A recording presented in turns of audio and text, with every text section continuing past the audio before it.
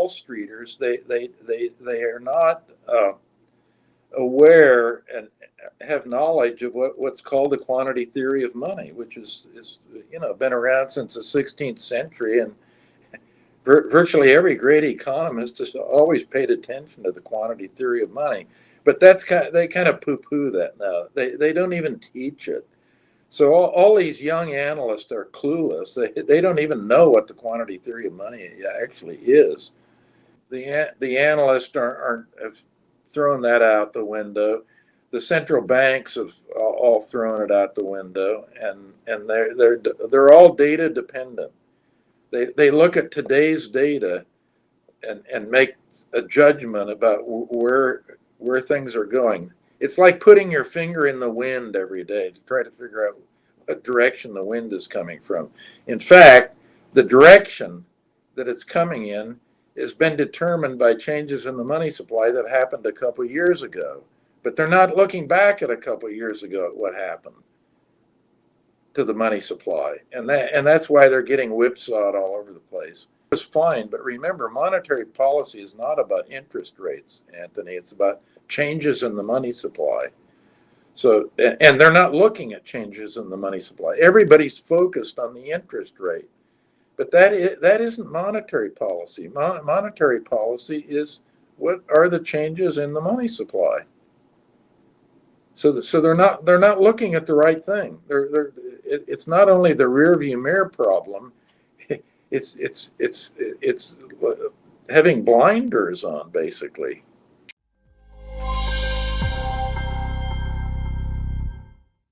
On this episode of the What the Finance podcast, I have the pleasure of welcoming back Steve Hanke. So Steve is a professor of applied economics and founder and co-director of the Institute of Applied Economics, Global Health and Study of Business Enterprise at the Johns Hopkins University. He's also the author of the recently released book, Capital, Invest and Waiting, Controversies, Puzzles, and New Additions to Capital Theory. So Steve, thanks so much for coming on the podcast today. Great to be with you, Anthony. Looking forward to talking, because a lot has been happening, especially at the start of the year. It seems like lots of different readings. The Fed comes out, says one thing, says another. So I'm sure we'll have a lot to speak about. But where I'd like to start is 2024. Looking back at the year, what did you expect at the start of the year, and I guess what did we get? How do you review it? Well, the main thing is, narrowly talking just about economics now, is that, as you know, I'm a monetarist and use the quantity theory of money to chart the course for nominal GDP. And nominal GDP includes two components: the real rate of growth in the economy plus the rate of inflation. Those two things equal a nominal GDP. So the inflation went pretty much along the lines that John Greenwood and I anticipated. We said that we'd end the year with headline CPI coming in at 2.5% to 3%, and that's where it's going to come in when we get the final December reading in the United States. So we using the quantity theory, we got the upside in the inflation when that occurred. Money supply shot up and inflation shot up to a peak at 9.1%. John and I had predicted it would go up to 9%. So we hit the bullseye with that. And then as the money supply started contracting in the United States, we anticipated that with a lag, we would have a slowdown in the headline inflation, and we have had that. The one thing that we haven't been on target with is the slowdown that we anticipated would occur actually this year, or last year now, 2024, in the real rate of growth in GDP. That hasn't happened as rapidly as we had anticipated. I think we will see a slowdown in this year, 2025, and I also think that the inflation trend will continue, and probably will get some readings below 2%, which is the Fed's inflation target in the United States. And I say that because the money supply, the stock of money in the economy right now is actually a little bit lower than it was in the summer of 2022. And when these contractions occur, they've only occurred 4 times since the Fed was established in 1913 in the United States. And every one of those contractions in the money supply have resulted in a recession, or in one case, the 1933 contraction was huge. It was about, from peak to trough, about 38% reduction in the money supply. And of course, we had the Great Depression then. So I think the slowdown is baked in the cake, but it really is coming, dragging along and coming in more slowly than I had originally anticipated with the work that John Greenwood and I do on this. So that's kind of the macro picture. Money supply drives everything, and what should have been driving and was driving everything in 2024 was what was happening to the money supply in 2022, because the transmission mechanism from changes in the money supply to actually changes in asset prices, changes in real economic activity, and changes in inflation, that takes time, and these lags are, as they say, long and variable. So there's a little bit of an art to getting the timing exactly right. And as far as the real economic growth goes, John and I didn't get it right for 2024. We got it right for inflation in 2024, but not real growth. Okay, yeah, it has been quite surprising how strong the U.S. economy has been. I guess, I talked to someone recently who was talking about, there was large amounts of inventory bought sort of previously. Maybe there's some COVID sort of impacts, as well as the fact that I think he was saying, there's all this money put aside in the Fed's sort of repo facility, and then that was sort of slowly coming out into the economy. So do you sort of agree with those factors, or are they a bit more? Not really, because if you do look, we've had the contraction. The stock of money is lower now than it was in the summer of 2022. But if you look at the growth rate in the money supply, it's still very anemic. It's coming in at about 3.7% year over year, and Hanke's golden growth rate, a rate consistent with hitting the Fed's inflation target of 2%, is about 6%.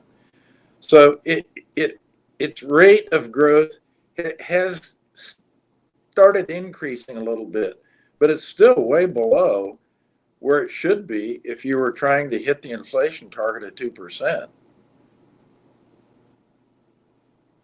Okay, interesting. And sorry, I'm going to throw out some more suggestions, but just from the top of my head. So, the fiscal spending, the deficit has been quite large, but as you're saying, it's sort of, even despite that, there's still, the liquidity hasn't been high enough for growth. Well, yeah, remember, the Fed has been in a quantitative tightening mode, and that means they have not been monetizing the deficit. When the money supply surged in 2021 and went up year over year, it peaked out at a growth rate of about 17% year over year, which is as high as it's ever been. But that was due to the fact that the Fed was engaged in quantitative easing, and they were monetizing over 90% of the deficit, which was huge. The deficit exploded after the pandemic, and the economy was locked down, and government spending surged. The deficit went way up, and most of that deficit was actually being mopped up by the Fed. The Fed was buying the Treasury issues, the bonds and bills that the Treasury was issuing to finance a deficit. About 90% of those were being, or a little over 90% actually, were being purchased by the Fed. And when the Fed purchases those bonds, they create credit, they increase the money supply. They basically write a check for the bonds and goose the money supply as a result of that. But right now that's not happening, Anthony. That We're in quantitative tightening, where the Fed is actually running off the bonds on its balance sheet, and that has actually a negative contribution to the growth rate, and that's one reason the growth rate isn't very high. It's 3.7% is a lot less than 6%, where you'd want it to be if you wanted to hit a 2% inflation target. Yeah, no, that's a good point, and we'll get to QT later because there's quite a lot of interesting stuff happening in the UK, and people are blaming that on their method of QT. But if I poke again, sorry, I'm sort of I'm not trying to question, just sort of asking. So the Treasury moved a lot of their bond issuance forward on the curve to sort of shorter term debt. Could that also have had an impact? Not really, no. No. Okay. I mean, Okay. the money supply is the money supply. There's a lot of other stuff going on, and this thing that you're raising, the point about changing the term structure of the debt issuance and so forth. There are many things going on, but it's all noise. And if you're data dependent, looking at all the data releases, everything coming out every day, every report from the investment banks and so forth, it's just a blur. You're getting whipsawed all over the place, because what you must do is follow the growth rate in the money supply and why that's changing, and you do that with what we call a credit counterparts analysis. The money supply is on the liability side of the central bank and the commercial banks. To figure out what is making the liabilities change and the money supply change, you've got to do what they call a credit counterparts analysis, and you do that by looking at the changes in the asset composition of the balance sheet of the central bank and the commercial banks, and that will tip you off on why the liability side is changing as it's changing. The components on the asset side that are changing, that are driving the changes in the liability side of the balance sheet, which is where the money supply is. It's a liability mainly of the commercial banks, by the way, not the Federal Reserve or the Bank of England or wherever the central bank happens to be that you're in the country you're looking at. And by the way, this does get to an important point. There's just nothing, as Sir John Hicks, Nobel laureate, great British economist, once said, there's nothing more important than a balance sheet. And that's why. If you can't read these banks' balance sheets and the central bank balance sheets and figure out the slicing and dicing of the liabilities, as well as slicing and dicing of asset changes, you're just never going to figure anything out. And of course, most of the people on Wall Street can't do that. They can't read a bank balance sheet and figure out what's going on with, as it relates to the money supply. Yeah, great point. And as you're saying, there's so much noise sort of going around, and these Wall Street bankers just jump on that noise, and hedge funds as well making trades. And I guess that's been maybe a good analysis of the first few weeks of this year, and maybe the end of 2024, where Fed Powell came out and he was, from what it sounds like, you would probably agree with his decision to start cutting rates because the economy sort of there's issues with the economy, and now he's sort of become more hawkish and he's saying, oh, maybe we need to be wait a little bit. And there's been some inflation data coming out, some jobs data came out today on the 10th of January, and that was sort of hot as well. So it seems like there's lots of noise where people are expecting, oh, this means the economy's recovering again, and maybe the Fed will keep rates stable. Well, yeah, looking at that, the problem with the Fed and the Wall Streeters, they are not aware and have knowledge of what's called the quantity theory of money, which is been around since the 16th century, and virtually every great economist has always paid attention to the quantity theory of money. But they kind of poo-poo that now. They don't even teach it. So all these young analysts are clueless. They don't even know what the quantity theory of money actually is. And MV equals PY. That's what the whole thing is about. Understanding that identity, it's an identity in economics, a fundamental one. The M is the money supply, V is its velocity, equals P, the price level, and Y is the real rate of growth in the economy. So if you differentiate those and get them in the right form so you can use them, it actually ends up M plus V equals P plus Y. And what the M is in that differential is the change in M plus the change in V equals the change in Y and change in and change in P. So that's the quantity theory, but the analysts have thrown that out the window. The central banks have all thrown it out the window, and they're all data dependent. They look at today's data and make a judgment about where things are going. It's like putting your finger in the wind every day to try to figure out what direction the wind is coming from. In fact, the direction that it's coming in has been determined by changes in the money supply that happened a couple of years ago.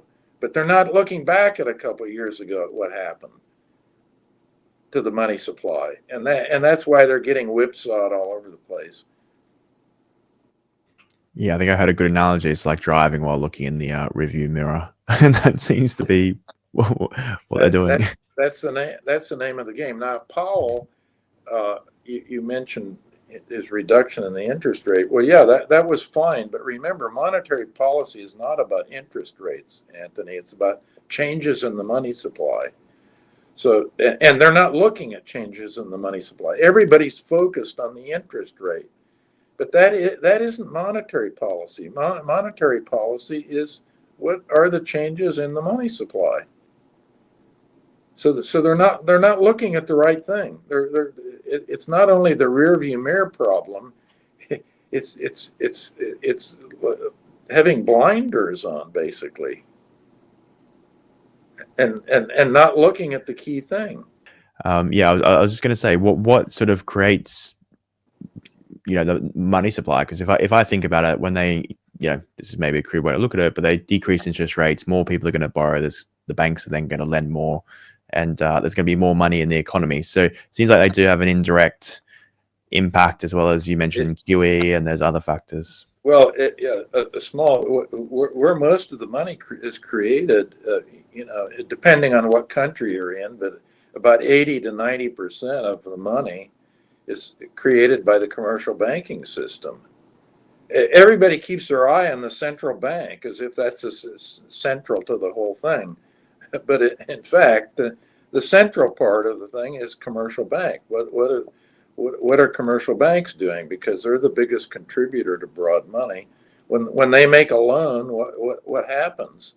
They create money because what happens, Anthony? If you take out a loan from a bank, your checking account goes up because you deposit you deposit the loan, at least initially, before you write a check for whatever you happen to be buying with the loan.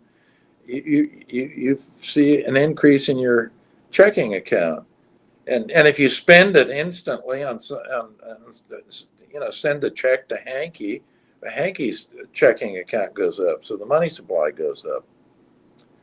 So that's how the system works. I mean, the money is literally created out of thin air, as they used to call it in Great Britain, pen money.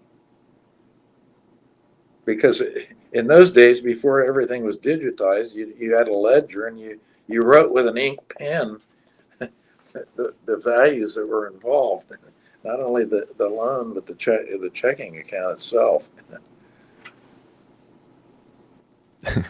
Yeah, it's really really interesting to hear. So, so yeah, as you're saying, banks create the money, and then the Fed does have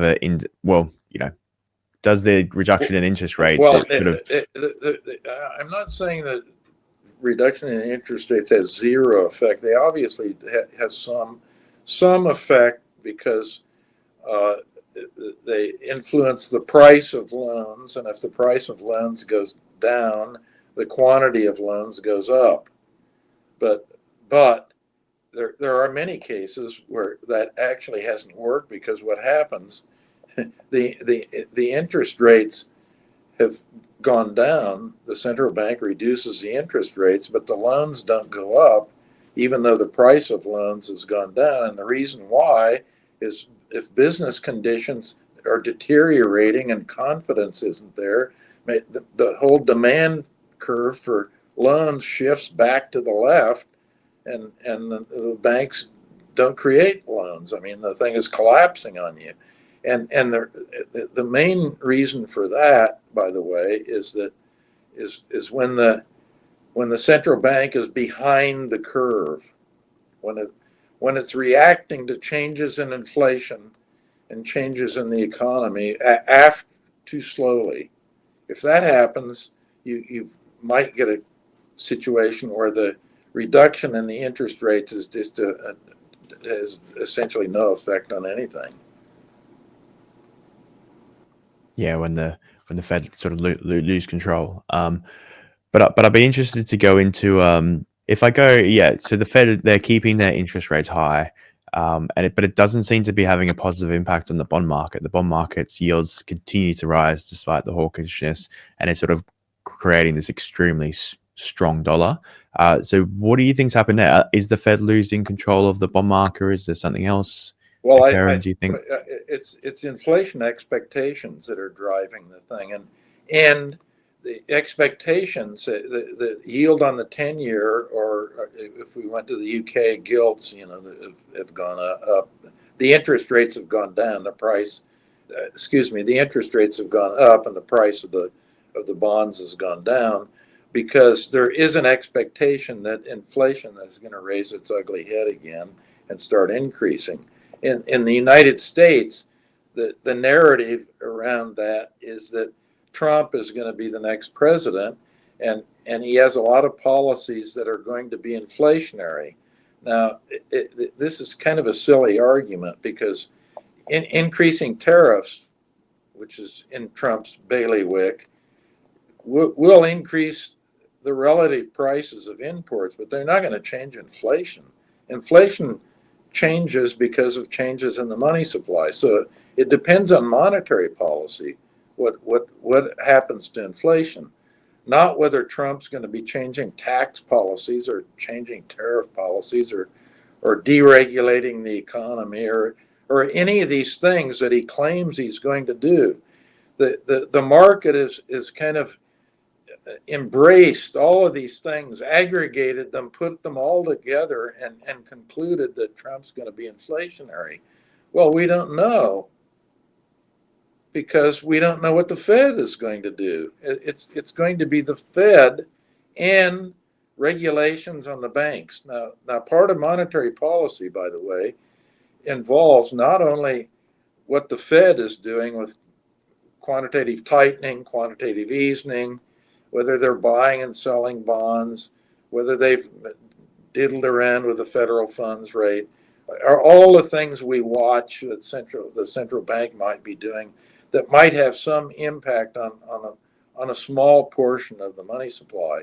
But the big portion are the banks. And that will be determined in part from the monetary policy point of view on regulations in banks. One reason, by the way, that the money supply didn't grow very fast after the great financial crisis in 2008 is that the bank regulations became much more severe, and actually the bank contributions, the credit creation by banks, actually went negative. And then as a result, what did the Fed do? Bernanke was the chairman then. We had three rounds of quantitative easing that followed the great financial crisis. And fortunately, by the way, because what had happened is that with the great financial crisis, remember that was mortgage-backed securities, problems with the mortgage market, that set off the thing. You had the collapse of Lehman, in which Lehman, although it was solvent, was never bailed out by the Fed. And when Lehman went under, of course, the crisis became international. And Washington, as well as other capitals, came in with harsher bank regulations, which put a noose around the banks. They increased the capital asset ratios of banks. Basel III came in about the same time, which increased the capital asset ratios of banks, and that meant that the banks hunkered down, and they were actually not even renewing loans, and the loans went negative. Yeah, that's a really interesting perspective, and I was listening to an interview recently about and they were talking about the UK economy, and maybe that's why it probably hasn't recovered as well as the US, because extremely strict regulation, a lot less banks. There's only 300 versus 10,000 in the US as well, so that actually had a quite a large impact on lending in the UK, and then growth and money supply, as you're saying there. So Well, um, a lot of this, by the way, it came. Gordon Brown was the big yeah, pusher of increasing capital asset ratios. He has the ill-founded belief that anytime you have any kind of banking crisis, you increase the capital asset ratios. You recapitalize the banks. Well, no, what that does, that just aggravates the thing. That makes whatever the crisis happened to be even worse, because the banks hunker down and rein in things, because there are two ways that you can increase the capital asset ratios. Of course, you can increase the amount of capital in the bank. But to do that, you've got to issue new shares. And if you do that, you're going to dilute the existing shareholders, and they don't like that. So the usual way you increase that ratio, you don't change the amount of capital in the bank, but you reduce the loans outstanding that the bank has. So you reduce the money supply by doing that. So it's a totally counterproductive and exercise. But the biggest advocate, by the way, was Gordon Brown, and he was going all over. He even made trips to the United States and Canada, peddling this increased capital asset ratio thing. yeah, he has a very poor track record of selling gold at a very low prices, and as you said, all these other things that led to recession in the UK and all over. But yeah, I'd be interested to hear. So you think Trump won't be inflationary, but it depends on what he does. So as you said, if he deregulates banks, that could potentially, as money supply increases, but you don't see other Well, no, you got aspects. to look at assuming he does everything he says he's going to do. Be active on the tariff side, deregulate, uh, pass a law that would extend the tax cuts that were put in several years ago. That is not that could affect relative prices of things, but it won't affect the overall rate of inflation, because the overall rate of inflation is determined by the rate of growth in the money supply. Now, it might turn out, for example, let's go through just a hypothetical scenario that could lead to increased inflation. We have a tax reduction, the economy doesn't grow very fast, the fiscal deficit grows. Let's just assume whatever is happening, the fiscal deficit gets bigger.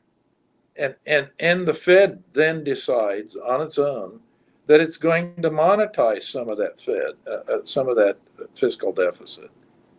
And by doing so, that would increase the rate of growth in the money supply relative to where it had been, and that would make the inflation rate go up at a more rapid rate than had been the case prior to the increased fiscal deficit and the increased monetization of that. But the key point is what the Fed does, whether it's going to monetize or not. And so it's all in the Fed's hands, and it's all in the money supply. It might have some indirect effect of the increase in the fiscal deficit, but that a lot of people get into this post hoc fallacy. They say just because the fiscal deficit came before inflation, that the fiscal deficit caused inflation. No, fiscal deficits don't cause inflation. They only cause them if they're monetized and the money supply goes up. So most people get into a complete post hoc fallacy kind of problem when they start looking at some of these aggregates like the fiscal deficit. And many people conclude, oh, government spending went up and the fiscal deficit went up, and therefore the fiscal deficit caused inflation because inflation went up after the government spending and the fiscal deficit went up. No, you have to look at what the Fed's been doing with the money supply, because that's the causal factor. Yeah, okay. Makes a lot of sense. As you said, it's not something that a lot of people look at. But I'd be interested to hear your thoughts on sort of the dollar as well, because it does seem to be that all this money is just going to the dollar. It's becoming extremely strong, and it's really impacting other economies throughout the world. This is another thing. Remember, a year ago, everybody was talking about the death of the dollar.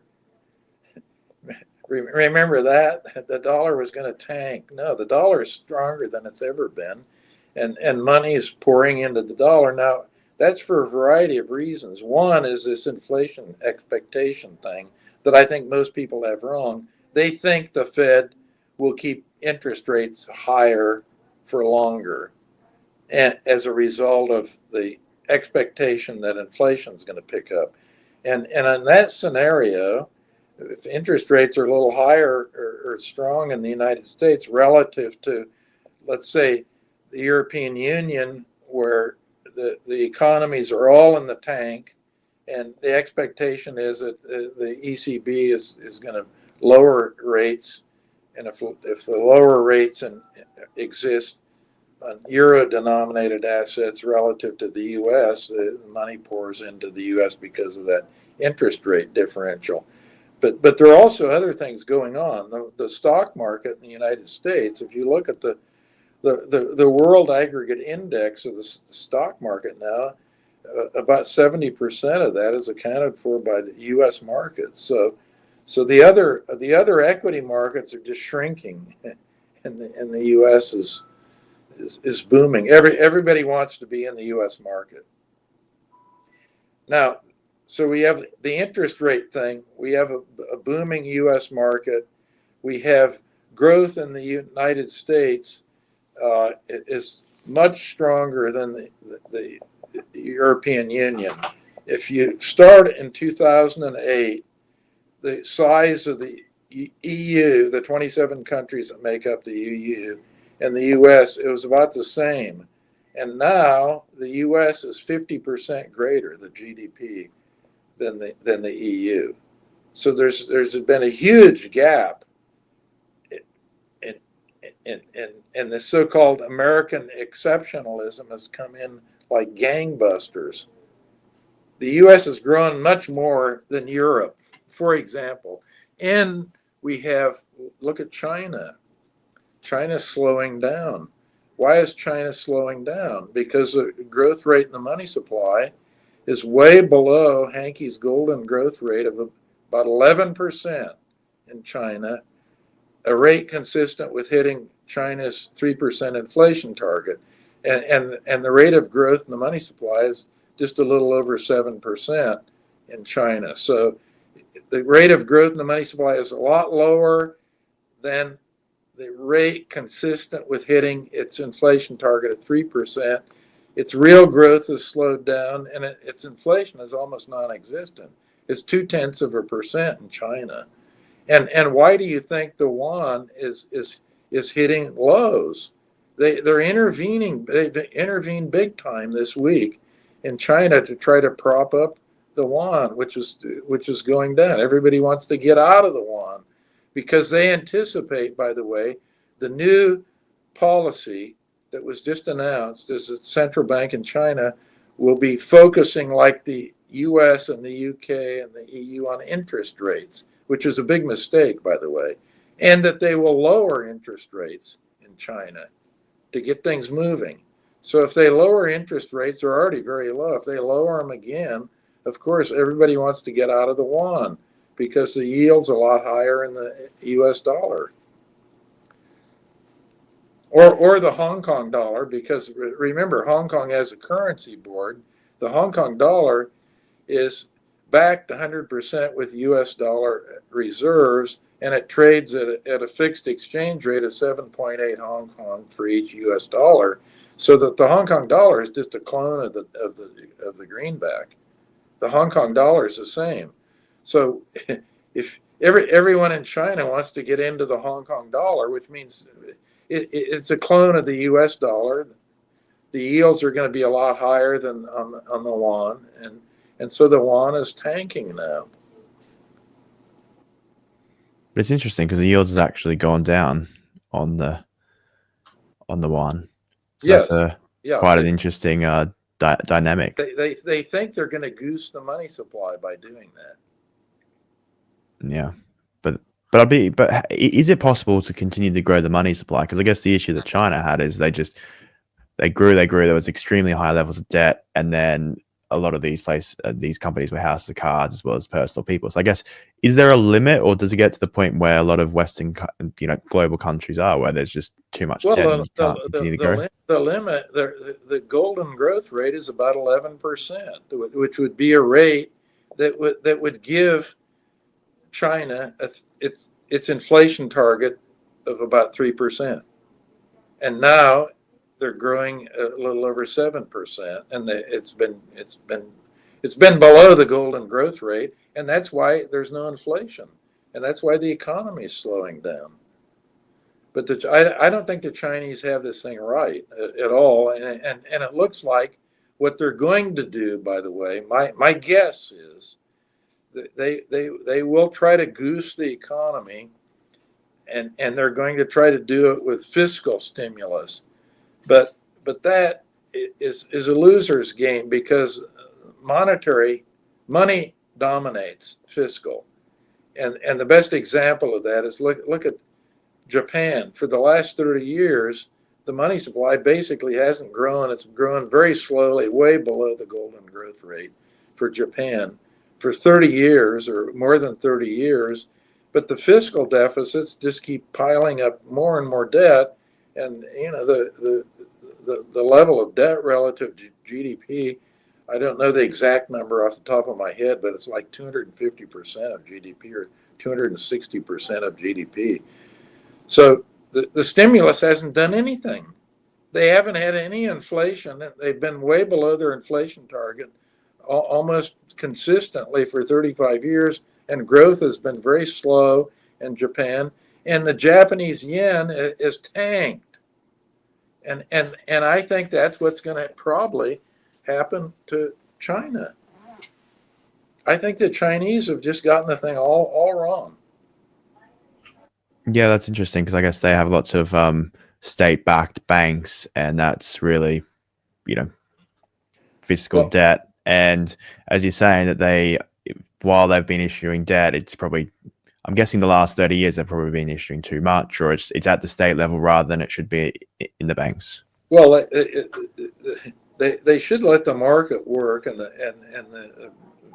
if the banks can make a good loan, make it. If they can't make a good loan, don't make it. But there are other ways, by the way, to affect the money supply. Let's say the bank contributions don't end up being that great because there's a lot of pessimism and the demand for loans is not that great. And what do you do then? Well, then you do actually end up with the central bank making the big contribution. You do quantitative easing. You do what the United States did after the great financial crisis in 2008. And by the way, China did that too in 2008. They goosed the money supply tremendously. They actually went way over the golden growth rate. The money supply after 2008 in China was growing at about 30% per year. And that's why they never slowed down, by the way. Inflation picked up. The economy never saw a slowdown with the great financial crisis in China. But it was because of the fact that the money supply got goosed. Yeah, okay. Yeah, so that's the issue. They just went too fast for too long, and now they're facing the Well, consequences of it. I think that is one reason that the money supply has they haven't injected enough money in the economy because they don't want to repeat what they did in 2008. I think what they did in 2008, if you actually go through and go through the weeds and try to understand it, was probably a pretty good move on the part of Japan. If they hadn't done that, I think they would have probably had a pretty serious recession China, sorry. in 2008. Yeah, yeah. Okay. They avoided it. They avoided it by and I think they overdid it, but they did avoid the recession. They did get more inflation and that was a sign of overdoing it. But they did the right thing in thinking in terms of the quantity theory of money, and that money is the fuel for the economy. Now they're not thinking like that. I think they've got more of this Japanese mindset, which could lead to big problems in China, by the way. I mean, can you imagine 30 years of what Japan has gone through? A weak currency, no inflation, very little growth. It's lost debt. It used to be called the lost decade in China. It's actually was the lost decades, plural. Great. So, Steve, thanks so much. We've sort of gone over in all different directions, and sorry for felt like I was going at you a bit, but I just interested. That's fine. That's what these things. We're supposed to be having a conversation. I think that's one reason these podcasts are becoming more and more popular, because the news you get what do you get in the nightly news or even these financial news channels? You get basically a sound bite where no one's explaining anything. It's just somebody gives a sound bite and it lasts for a minute or two, or maximum 5 or 6 minutes. That's a long interview. Now I don't know how long we've gone, but well, about 40 minutes. We've gone about 40 minutes. So you can get enough meat to put something on the bones with a podcast, and I think that's why podcasts are basically booming. It's a booming industry. Yeah, definitely. I hope the audience got value from this conversation. So that thanks again for your time, and thanks for coming on. And my last question is, what is one message you want people to take away from our conversation? Keep your eye on the money supply. It's the course of the economy and nominal GDP, which includes a real and inflation component, is all tangled up with changes in the money supply. And that is something that in many cases is hard to find because the central banks are reluctant, and no one in the newspaper even reports much about this. It used to be a big deal. The financial press would report some detail about changes in the money supply. Now you've got to look with a fine-tooth comb to even find the number, let alone any analysis of the thing. So it's all about the money supply and the quantity theory of money.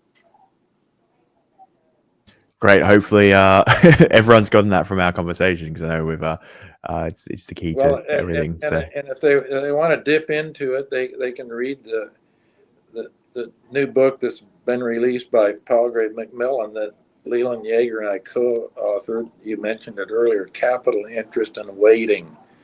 And I think if you put that Springer link to that book up, people can see in some detail what the contents look like. Yeah, definitely. I'll put it in the description. So if anyone is interested in that, I'd recommend them clicking there and looking Great. further.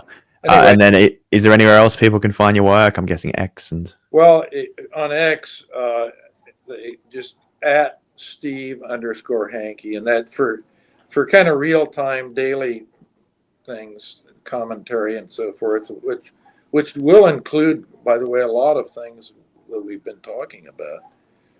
But you can get that on X. And beyond that, if people want to be on my weekly distribution, they can send me an email and request that, and that would just be hanke@jhu.edu. Great. Perfect. I'll put that in the description below, but thanks again for your time. Okay, thank you, Anthony. Happy New Year. Happy New Year. Hey, everyone. Thank you for listening. I really appreciate the support. If you've got value out of this, I'd really appreciate it if you could like, subscribe, or comment, good or bad feedback. I'm always open to that. But it really helps with the channel. As I said before, only about 14% of people actually subscribe to this channel. So if you were to that, it would really help. It could mean we could continue to grow. If not, thanks for watching and see you on the next show. And you also might like this video right here. All right. Thanks again.